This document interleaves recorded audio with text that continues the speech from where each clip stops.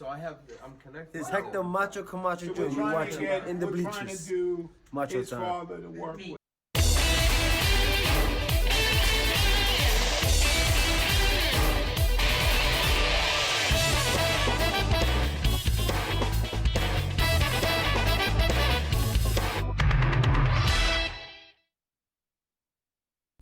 From the studios of Staten Island Community Television, you're watching In the Bleachers, the TV show for the world's most passionate sports fans. Hello, everyone. I'm Jaime Hixson. At any moment now, we're going to see if we can get our friend Hector Bosa on the phone. Speaking of guys named Hector, I want to give a special word of thanks to that guy who you just saw in that 5-second promotion just moments ago. Hector Macho Camacho Jr. If that name sounds familiar, it probably should, because his father was the welterweight champion of the world all those years ago. He was one of the most charismatic, most flamboyant, and most, at times, controversial boxer of his generation. But man, could he fight.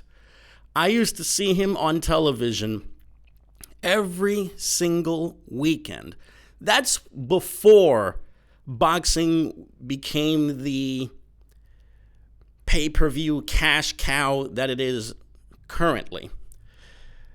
Hector Camacho was a hell of a guy, and it's a real shame that he had to pass away so young, like he did a few years ago.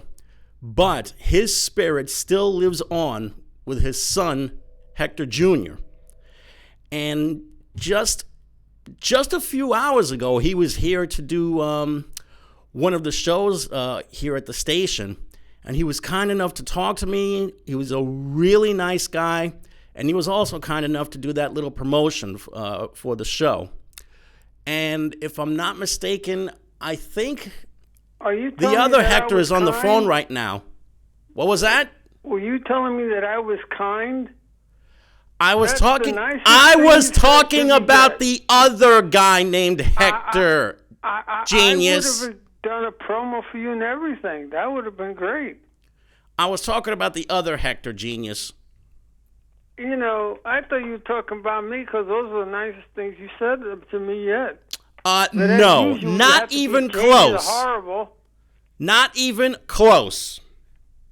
You know, you forget to tell people that I'm still the hardest, baddest, sexiest man on cable access TV. What's wrong with you? First of all, I don't forget anything, especially that, because you are the antithesis of all that you say. Oh, you wish you were me. You wish you were sober. Partying, all the babes, all everything. You wish you were sober and of a complete state of mind and actually standing upright. Yes. When you're not too busy being drunk as a skunk. Upright all the time. Yes. That's why the women love me. No, the women can't stand you. That's what you think. No, that's what I know. Every time I showed you, even the blog stars are jealous of me. I hate you. So, the big deal for the Mets. Yeah, why? since we're barely 5 minutes into the show, let's talk about what just happened a few hours ago. And that's the fact that not only did the Mets make one trade for a pitcher when they got Marcus Stroman yesterday, they just made a second deal a few hours ago when they sent Jason Vargas to Philly. For cash and also for a young prospect that the Phillies wound up giving away. A single-A catcher. Exactly right. Austin Bosart is the name of the Double-A catcher that the Mets are going to be getting in return. Plus money. And money. Yep. Now we see why the Mets made this deal for Stroman, because, as it turns out, Jason Vargas was expendable. But let me ask you this. And you know what? This may not be the last deal that the Mets make before the deadline on Wednesday. Well, you're hoping the Noah Syndergaard has to do with a 3-team deal. That's the hot rumor right now. It's going to be that Noah Syndergaard is going to be next on the trading block, and maybe Zach Wheeler. Well, Wheeler I could understand because he's gone this year. So Yeah. you might as well try to get something for him, whatever you can get. Now, you're about 6 games behind for the wild card spot, all right? Yeah, 6.5 Now, they games. did all this. Now, they've done this already.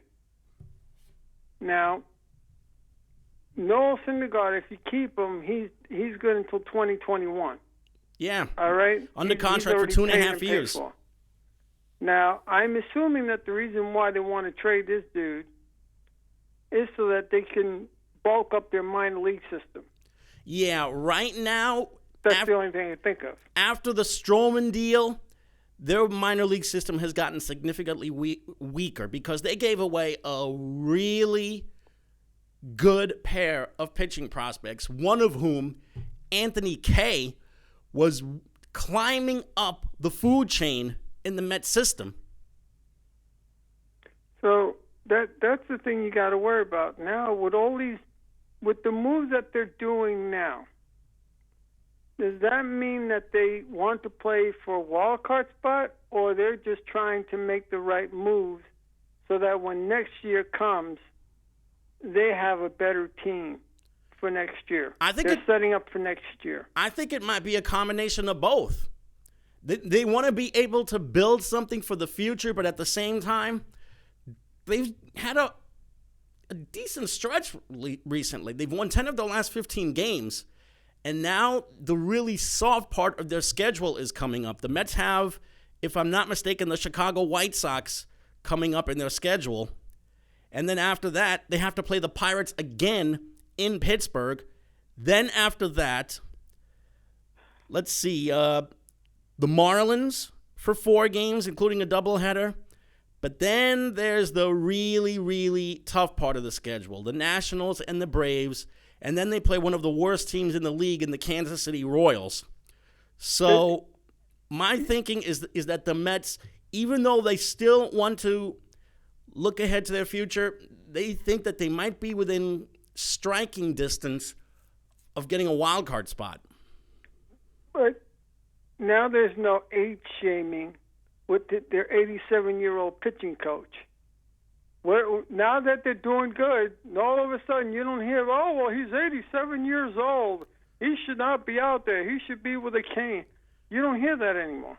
Well, he's 82, first of Well, all. 82, and second of all, 87, Phil Reagan has always been a really good pitching coach, going back to his days with the Orioles. Yeah, but So, when you they think got about him, it, the first thing they said, oh, look, the 82-year-old man, what's he going to do? Blah, blah, blah. They were age shaming. And that's not right.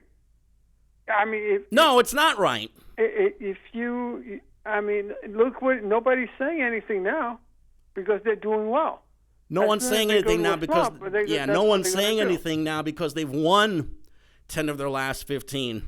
Hell, even the coach may save his job. If he can make the playoffs, he may save his job.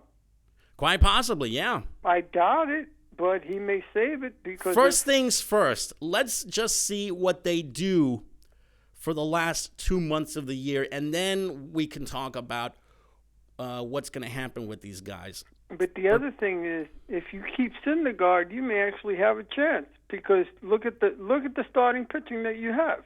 Yeah, DeGrom, Syndergaard, Steven Matz.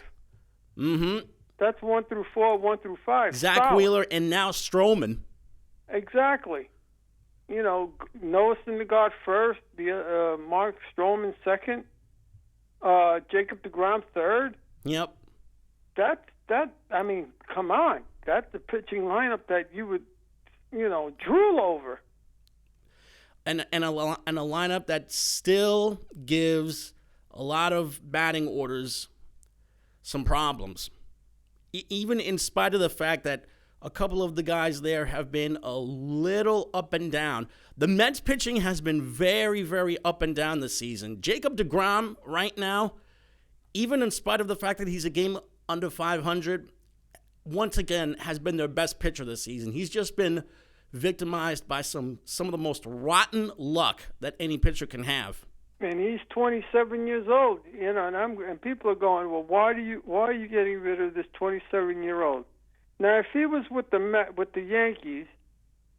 Yankees would somehow try to pay him and everybody in their damn bullpen.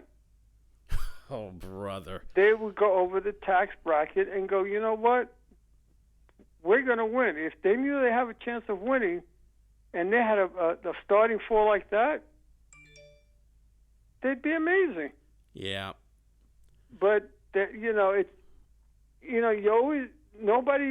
wants to blame the GM, the GM and the one that makes trades and all that, but nobody wants to play management.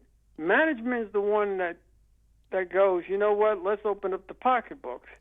And for you know a young what? guy for a change. They Not for, like an old Bobby Bonds or none of that. And they decided to open their checkbooks up just a little bit. And what happened? It failed miserably. Look at the signings that they made during the winter. First and foremost was Jed Lowry. He hasn't played one single game this season. Then there's the issue of the mainstays that they've had. They've had guys coming in and out of the injured list all season. Look at Cespedes. Oh, Yoenis Cespedes notwithstanding. I mean, he hasn't played a game all year. And I think he might have another 2 years left on his deal. But when he's on, he's a hell of a hitter. Yeah. You just got to keep him on the field. He hasn't played. And also Wilson Ramos. He's been, rather ordinary at the plate this season. Justin Wilson, one of their top relief pitcher signings, just got off the disabled list. He's been in and out of the injured list the majority of the year. He's pitched well when he has been available, but that's the issue. When is he going to be available? When he's not hurt. I don't know if it's the Mets coaching staff or it's just dumb luck that when they get someone of a decent caliber, it always seems to fail them. It always seems to fail. They'll sign somebody big and look what happens. Like the people that you just mentioned. Don't forget, with Cespedes, every time he did take the field with the Mets were a better team with him in the lineup, because not only did he provide the power production, he also provided some major run production, and he was also very, very underrated defensively. Yeah, but it's dumb luck that he's hurt. Mm-hmm. That's what I'm saying. I don't know if it's scouting or is it just dumb luck that every time they try to do something properly or correctly, it seems to blow up in their face in some shape or form. Well, that's been the story of the franchise's existence right there. Whoever they do get that's been a great contributor for another team, they wind up falling flat on their face. I mean, they keep on saying, well, if Brian Cashman was over there, I don't know if Brian Cashman can do anything because of the stranglehold that the Wilpons have. It's pointless to just try and play hypotheticals here. I mean, Brian Cashman has been running the Yankees for 20 years, and he's been doing a terrific job at it. And look what he's done with this year's team. Plucking holes here and there with guys that have been cast off from other places, and they suddenly have become masterful, either at the plate or defensively. Yeah, look at the guy that retired. Look at the guy that just retired. I told you before, when they first signed this guy, he had a small contract that the Yankees can go, okay, we can take a chance on him. You mean Troy Tulowitzki? Yeah, and like I said, when he first came on the show, on on the ball field. I said right out, it's because he signed a small contract.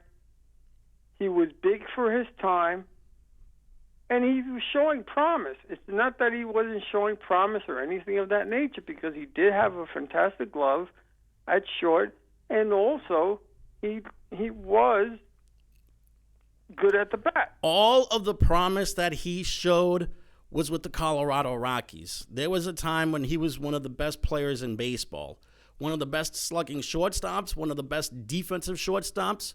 But unfortunately, those injuries really cost him a huge chunk of the latter part of his career.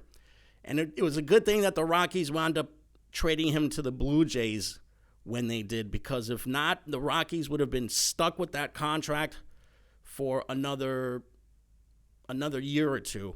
But even with the Blue Jays, he did well. He did well, but at the same time, he also wound up getting himself hurt again. Yeah, and because of that, he wound up being released, and then the Yankees picked him up. Really didn't know why. For a small contract. I mean, even with the small contract, there's no rhyme or reason to be picking up damaged goods the way they did. And guess what? He missed a huge chunk of the season, and because of that, these injuries forced him to finally retire. But here was the thing. It was a small contract, A, and B, he was actually fit as a fiddle when he first started. And what happened to him in the end? He got hurt. That he just got bit by the bug again. But again, did they lose anything? No. They didn't lose anything because, lucky for the New York Yankees, they had proper backup. Now they want to see if they want to not trade Andujar? Miguel Andujar? Yeah, good luck with that one. Andujar, because this guy's doing good at third base. He's been hurt the entire time. Yeah, this season.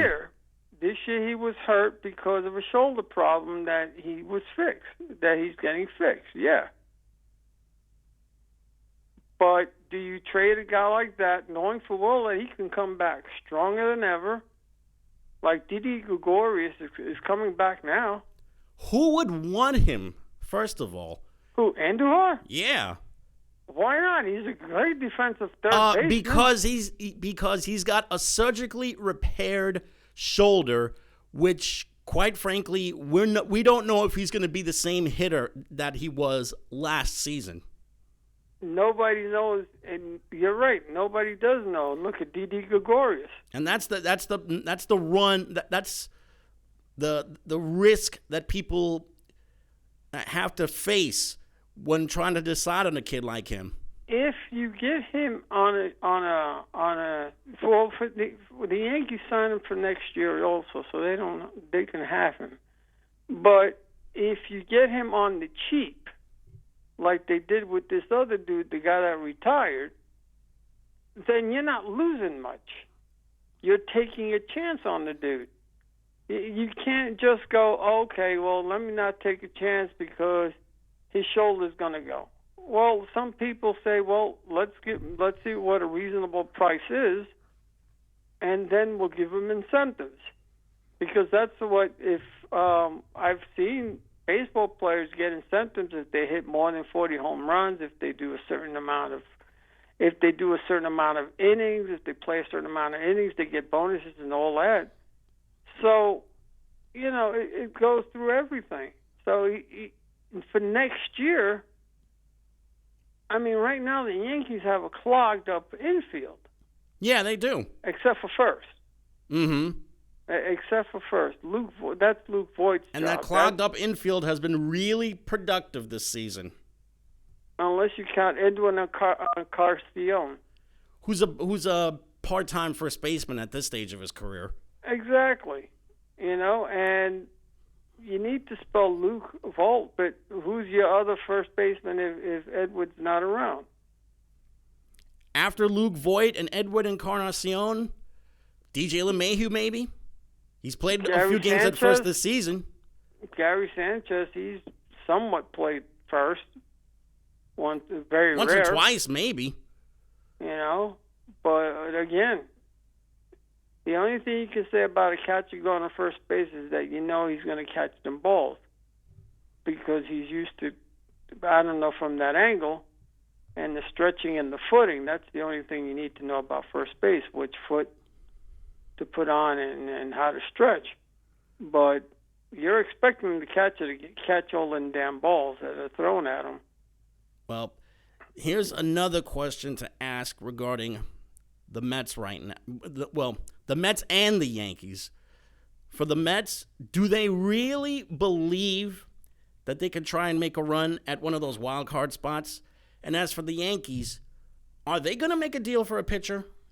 Because the way they got shredded by the Twins and the Red Sox this past week, after Domingo hit them on, I have a lot of issues with one of those remaining 4 pitchers taking the mound in a big spot.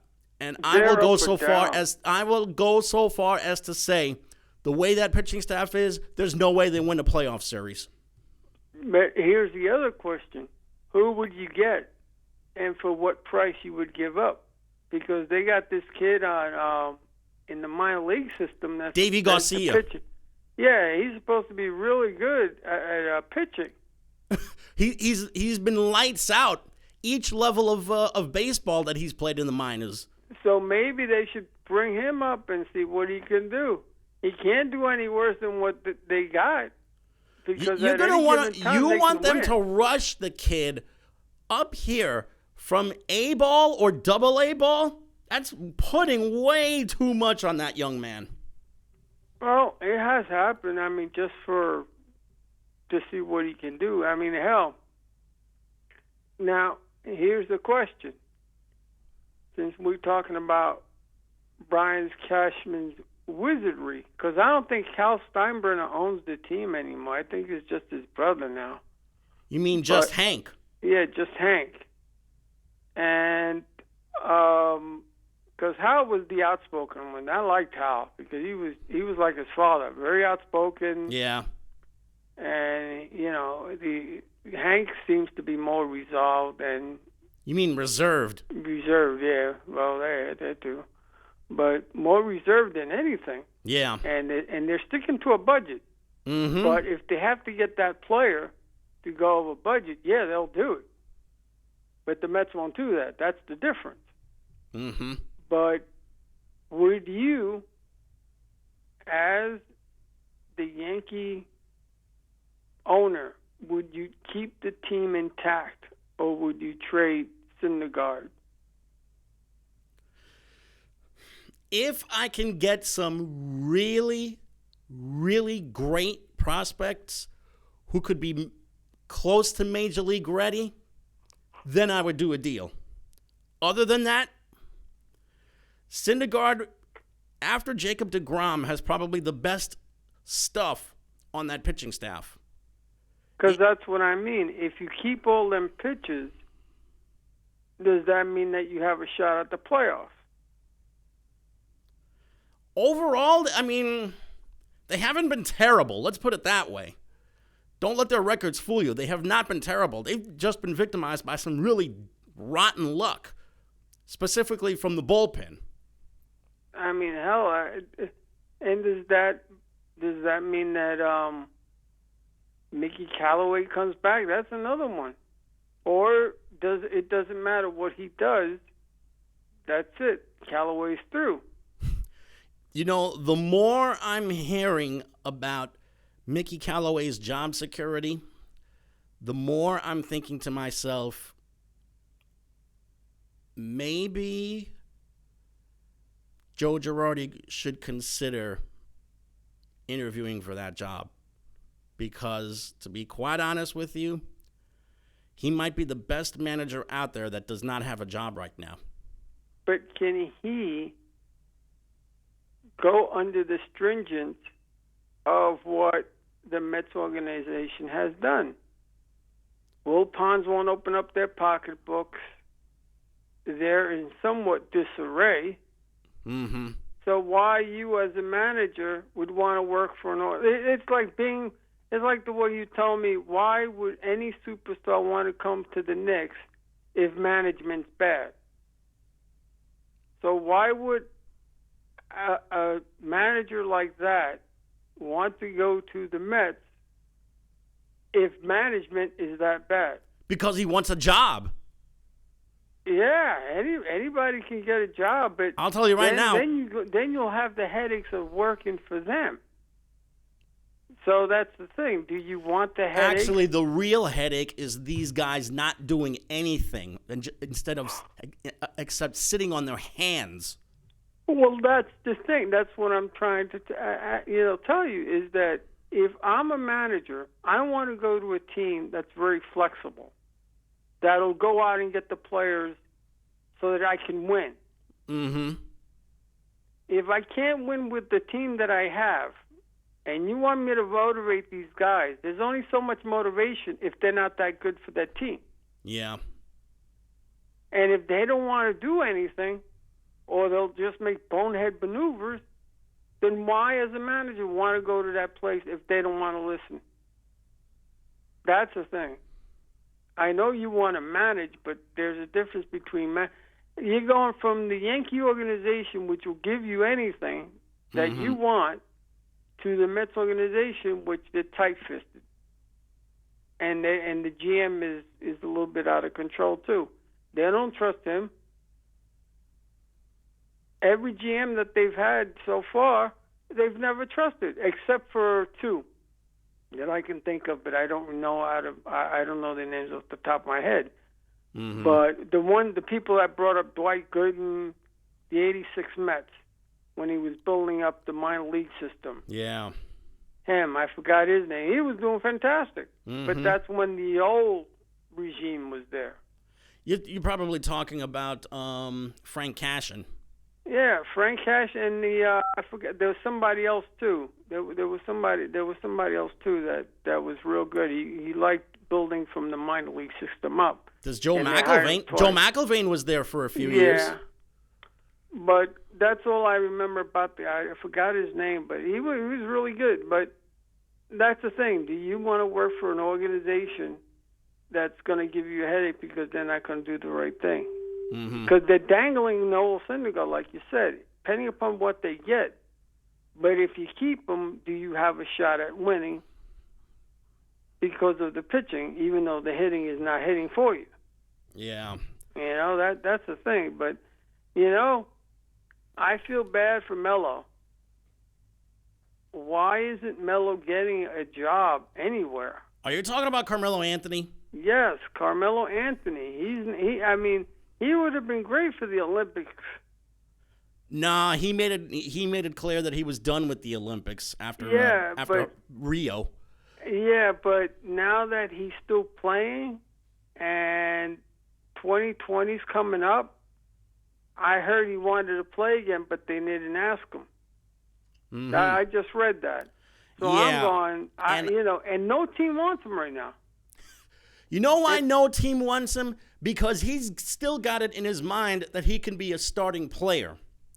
When at this point in his career, I don't want to. Well, he's really close to being washed up. That's for sure. But he's really, really close to being washed up. He's very close to being washed up right now. Now, if he's close to being washed up, I'm telling you. How do you say that? Why would you say that if his stats will say otherwise? If he gives you 20 minutes and he can score a bunch of buckets for you, he still got it. He just has to be the 6th or 7th guy.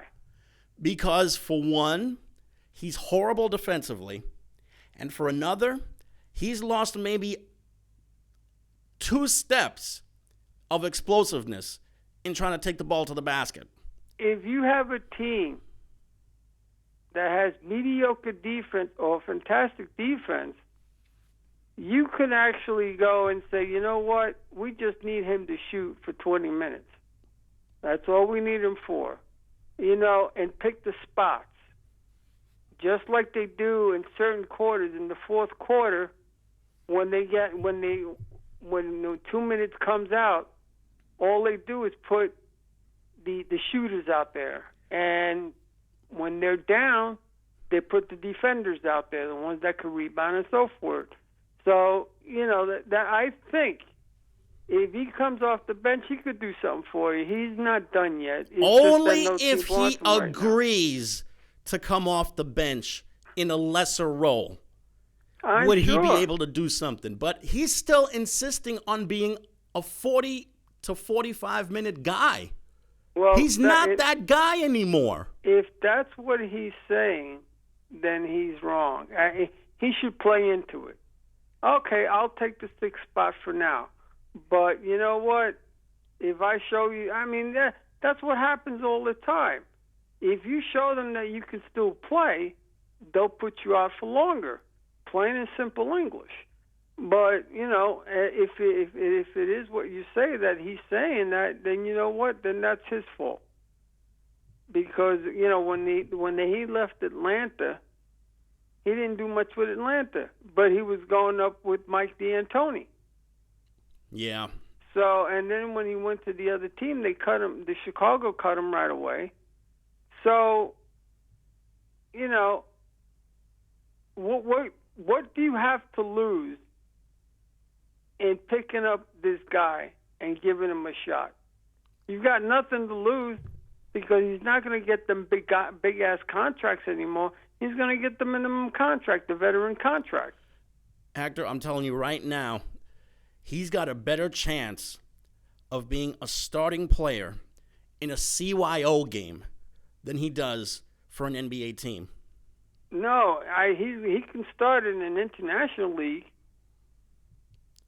He'll be lucky if he gets a starting job either in Europe or Asia right now. No, I'm sure, but like I said, if he's within that mindset that he could still play, be a starter, then no. Then he's wrong. But if he can come off the bench and give you 20 minutes and give you all the points that he could be, he's explosive at that, and he's a damn shooter, then you know what?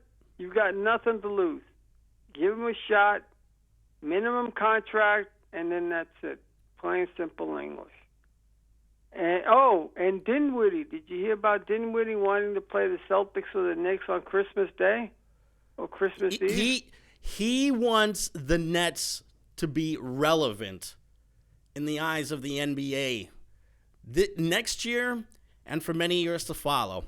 And that's Why the thing, wouldn't he want to say that he wants to see the Nets play not just the Knicks or the Celtics, anybody on Christmas Day? Will they be relevant, or will the Knicks be relevant? They're relevant. They've been relevant since the day Kevin Durant agreed to terms with them. Yes, and it's not just that either. I mean, they really loaded up on guys for next season. No, this is true. And this is why I'm still shaking my head about why the Knicks don't have a legitimate backup center. They have a 6'11" forward in Bobby Potts.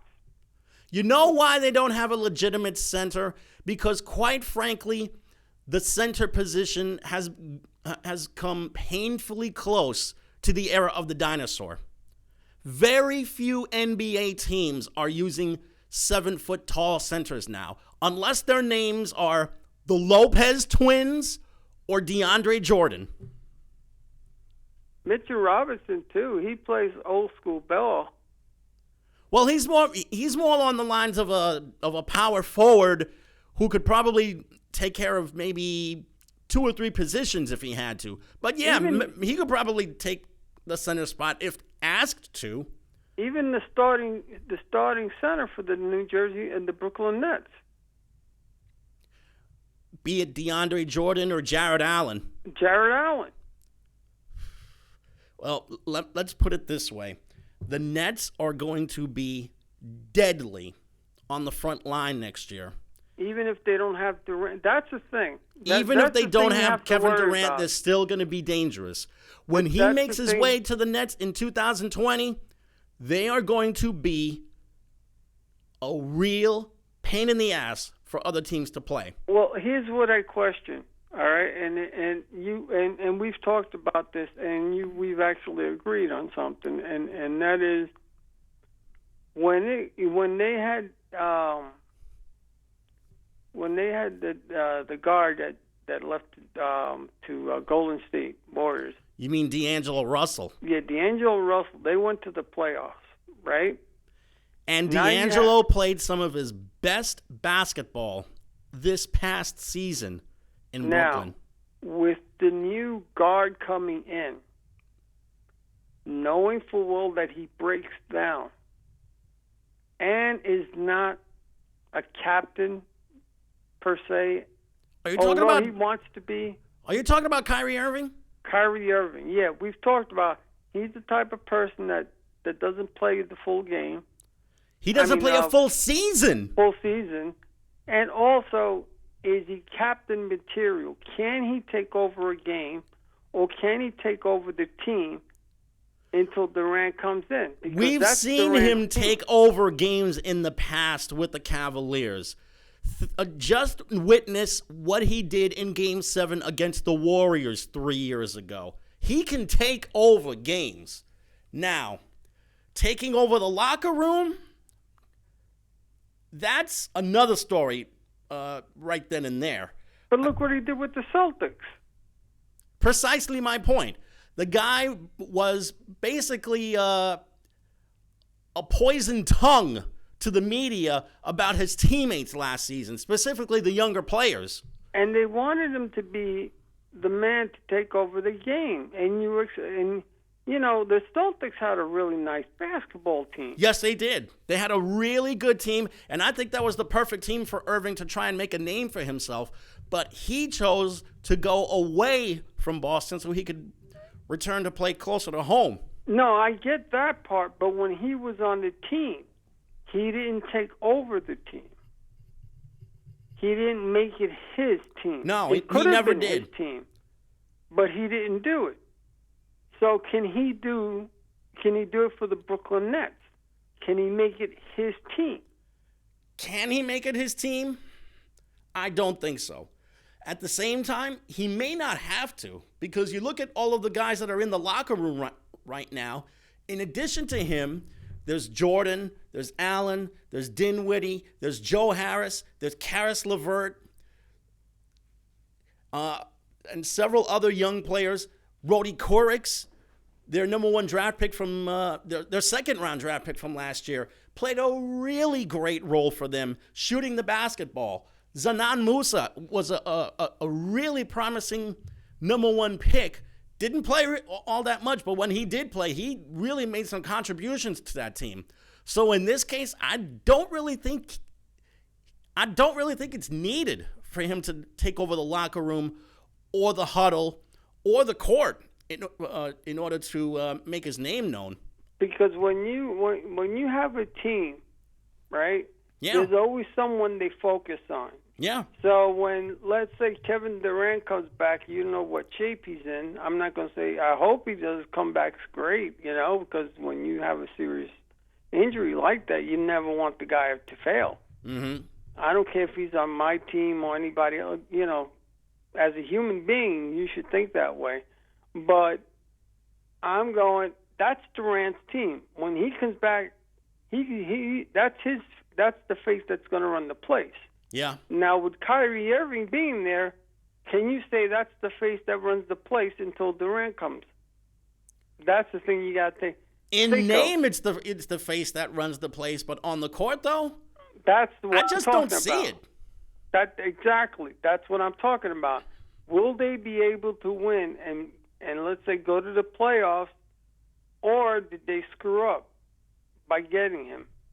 Should they have kept the other guard? Now, you don't, in spite of his medical history and his rather eccentric behavior, if you know what I mean. Yes. You don't pass on a once-in-a-generation point guard like Kyrie Irving, because he is extremely talented.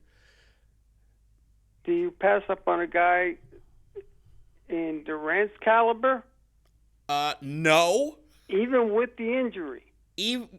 Even with the injury, a guy like him, you just don't overlook a nearly 7-foot tall superstar who not only can create shots going to the basket, but can shoot the lights out from mid-range and downtown, and also is a real pest under the boards. I mean, he's never been the greatest defensive player, but let me tell you, he can really alter a lot of shots underneath the basket. He's what they call someone who is a rim protector. Right, like Mitchell Robinson. Just like Mitchell. Well, yeah. Mitchell Robinson is more of a complete defensive player than an actual rim protector. Yeah, but I gotta say, I mean, when to me, you always take a chance on a guy like that. But if it was a lesser player, and I was gonna say Ralph Sampson. Oh, but wow! He Sam Bowie. Oh my goodness! Would you take a chance on a Sam Bowie? If the Trailblazers had to do the whole thing over again, they would have passed on Sam Bowie in a minute. Now, mind you, when he was on the call, he was really good. Don't set him short. I remember when he played briefly with the then New Jersey Nets for 4 years. He was a decent center, a decent scoring center. I mean, he didn't put up eye-popping numbers, and at that stage of his career, his legs didn't really allow for it. But he was a really good underneath the basket center. I mean, I remember when I don't know if I said this, but he used to be called Sam Gooey and Sam Dowie, and I like Gooey better. But it was just funny because there was a guy, there's a 7-foot guy who he was lights out in college, and as soon as he becomes a pro, nicks, pains. Did he have 2 broken legs? Bowie? Yeah. I know. I think he did have 2 broken legs. Yeah. Yeah, one his right, and then he broke his left. Right. Mm-hmm. You see, that was the thing with Bowie, and I'm just fascinated by some of these guys. If you have the name behind you, then you take the chance. But if you don't have the name behind you, then it's you may or may not. Like I said, like the guy with the Yankees, the one that retired. You know, you take a chance. Yeah, if you can get him on the short and on the small contract, you take a shot. You got nothing to lose. But I am telling you, the Brooklyn Nets or the New York Knicks, I wonder who will have the back page more often, because you would figure the Brooklyn Nets because of the star power that they have, right? Precisely. But you have the Nets the Knicks, because then you're going, wow, they have a young, decent team. They're trying. They're going to lose. They're going to be improved. Some people, some of them are going to be improved. Yeah. But then, do they hold on that, or do they hold on to Brooklyn Nets? Because New York is funny. New York is a very funny place. Mm-hmm. When they like a team, they like a team. I mean, when the Yankees are on a losing streak, they'll talk, and the Mets are on a winning streak, they'll talk more about the Yankees being on a losing streak than they will talk about the Mets being on a winning streak. Let me put it this way. As far as who takes over the back pages now, the Knicks or the Nets, Walt Clyde Frazier said something really, really interesting that tells you about which side this city and its basketball fans is taking.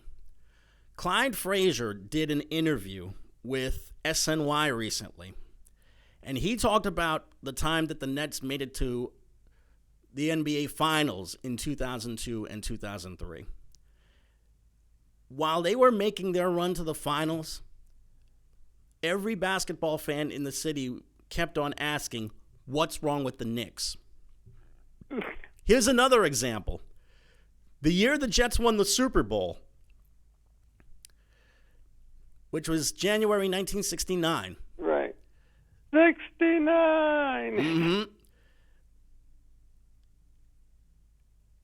The first time that the Jets ever played the Giants in a preseason game, it was, I think it might have been at the Yale Bowl. The Jets hammered the Giants in that preseason game. The Mara family was so angry about being embarrassed by the Jets in that preseason game that Allie Sherman wound up getting fired just a few days later. Every single newspaper in the city just ran with that story about Allie Sherman being fired during the preseason.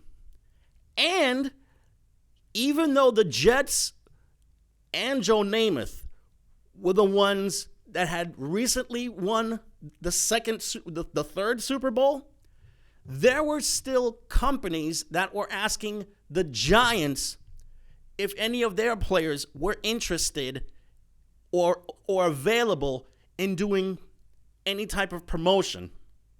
They didn't ask the Jets. They asked the Giants. As for the Yankees, though, I think because of what's happened in the last almost quarter century or so, everyone has rallied around the Yankees because they have been the only true contender in this town. But let me tell you, once upon a time, even though the Yankees may have been the straw that stirred the drink in this city, to borrow a phrase from Reggie Jackson, they still loved their National League Baseball. They loved the Dodgers. They loved the Giants.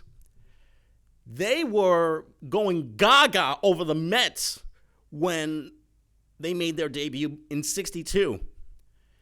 They actually drew more fans at the Polo Grounds and at Shea Stadium the first 3 or 4 years in their existence than the Yankees did. And then when the Yankees went on their free-for-all in the mid-'60s to mid-'70s, the Mets were the ones that wound up capturing all of the attention. I think in this town, there is, even though the Yankees have run the show for the last quarter century, there is still that back and forth with the Mets over the back pages. As far as the other sports go, the Knicks will always run the basketball show in this city because, quite frankly, they've got the better history than the Nets do. The same thing with the Giants.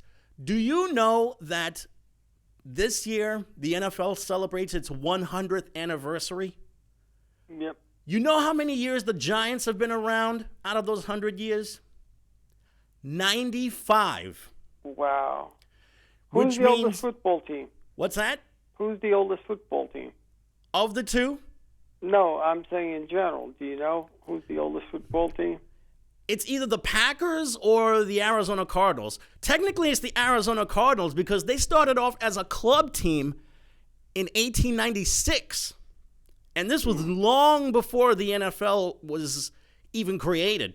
And the oldest football team between the Jets and the Giants, they would be the Giants? The Giants right now are celebrating their 95-year anniversary. Wow. The Jets are celebrating their 60th anniversary. Yet it's the Giants that have the longer history, and most of all, they've had the better players. Well, here's the other thing, too. Speaking of the Giants, what's happening to their wide receiver? Do they have a curse?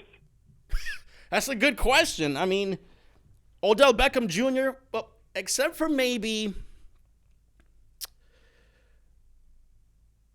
Kyle wrote. I say bring back Victor Cruz. He's got nothing to lose. Unfortunately, Victor Cruz retired. Yeah, but he said he wanted to play again. He does want to play again. Yeah. Well, if he does, then bring him back over here. Might as well. You got nothing to lose. Give him a shot. But what do you think about that? As far as the Giants are concerned, Yes. this only proves how much of a blunder Bob Gettleman made when he traded Odell Beckham to the Browns for Jabril Peppers. Because now it's not just the one guy that they lost to a torn ACL either. It's also Sterling Shepard. He may not be available until after opening day. Yeah, but the guy that the reason why he got suspended. And also Golden Tate is going to get suspended for 4 games. He is appealing right now, so there's a slim possibility he'll get his suspension reduced, but we need to know exactly what's going on with this thing, because some of these PEDs they're not necessarily things that people should be punished for. Yeah, because he was taking it for fertility pills. So basically, he was trying to be a father. Yes, he was trying to be a father, and if he told the Giants and the league that he was taking these pills, doctor prescribed, come on. So because he wanted to start a family, he winds up getting punished for it. Exactly. I don't get that.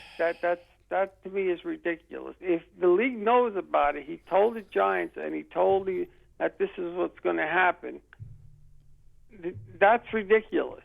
I'm starting to think maybe the players' union should start to talk to the owners about this drug suspension rule, because there's a lot of these drugs out there that are not necessarily over the counter or being prescribed by doctors that should warrant somebody being punished.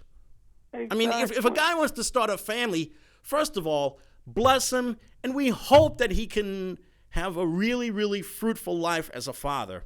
Second of all, it just comes a time when we have to say enough is enough. That's the thing. Here's a big question for you. Ready? Yeah.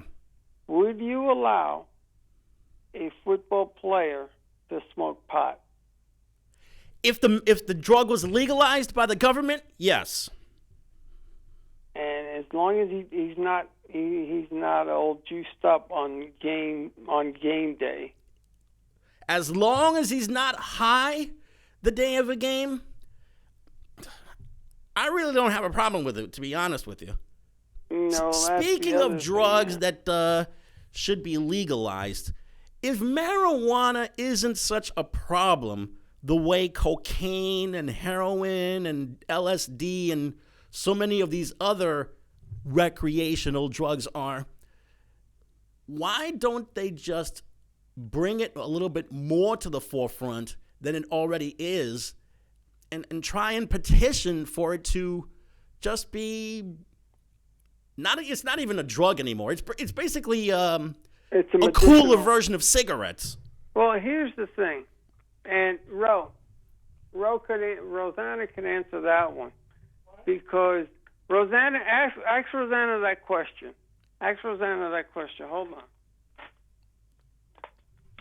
Howdy. Hi, it's Ro. Good to see you. It's great to chat with you and to see you as well.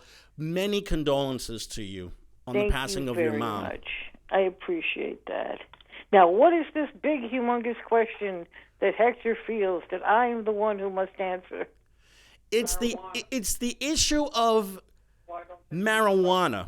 Hector asked me the question Hector asked me, should football players, or any athletes in general, be allowed to smoke weed? I say if the drug is legalized, yes. But why don't we bring this issue out to the forefront more often? Because everywhere I go, everything I see on television or on social media, there are more and more people smoking marijuana than there are smoking cigarettes. Well, you know what it is? It's that now that the times have changed and it's become more acceptable socially and legally to smoke marijuana, people are literally outing themselves and going, yes, I smoke. And the thing about it is there's less crap in marijuana than there is in most pharmaceutical drugs. And there's never been a case of somebody going, oh, gee, I've had a joint, let me go on a 3-state killing spree. Oh, gee. I mean, the most that happens is people I've known who've done it, they have it, they eat a Twinkie, they laugh, they go to bed. As long as you're not driving, operating heavy machinery, or doing anything that could impede the health of someone else, I don't see what the problem is. And that, to me, includes with the sports place. The problem with that is that the actual tests that we have are not able to say, oh, gee, he had it while he was performing, because most of those drugs will only tell you, oh, gee, he smoked it that month. So there's no way to go. There are people who have been I can't tell you how many articles I've read about people who have muscular dystrophy or things of that nature who are using this because it's the only thing that gives them relief. And even though they have a doctor's prescription, they have a card, their company does a random drug test, and the next thing you know, they don't have a job. That's really interesting. And medical insurance doesn't cover it. Mm-hmm. And when you have to pay for it yourself, it's utterly ridiculous how much it costs. And if you're on the field and you're high, you don't belong on the field. I don't care if it's a basketball field, a baseball field, a tennis court, whatever, a soccer field, whatever the hell it is. If you're high at the time that you're performing, you should not be performing. But if you're doing it because you're in a lot of pain, better to be doing that at home while you've got an ice pack on your knee than getting hooked on opioids and then you can't get off of them, or you end up dropping dead because you took too many because it didn't work. There are cancer patients that actually take weed, and that's because they're just trying to ease the pain. Yes, and the scary thing about marijuana is that the reason why it was made illegal was because William Randolph Hearst owned not only the newspapers, but most of the logging communities, wherever they got wood to make the pulp for the newspapers. Mm-hmm. And he said, holy crap, all of these people who were usually minorities were out there getting high, and people were also figuring out that, hey, it's cheaper and more cost-effective to use hemp-based paper than it is to use wood-based paper. And he started he put a crap load of money into making all kinds of casting aspersions on marijuana, making up lies, paying for all kinds of things that they actually made it illegal. Me personally, I think if it helps you and you're not doing anything that could hurt anyone, by all means, I don't see why you shouldn't do it. And on that happy note, you guys are about to wrap up. Mm-hmm. So love you. Love to all of your listeners and viewers, and I hope to see you soon. Hold on, sweetie. We miss you, Ro. And and don't forget that the United States, the state could have it, but federal can. But if you do it federally, it's illegal because it's considered one of the bad drugs. That's why. That's why I told you to speak to Rosanna. But, Frank Ninikita could be traded. The Rangers made a big move in the KHL. Mm-hmm. I mean, all things are great. All things are great. Hector, excellent job. Thank you so much. No problem. Thank you again, sir. I'll see you next time. And I'll see you next week. Yes. So for everyone here, channel. I'm Jamie. I'm Hector. Good night, We're everyone. done.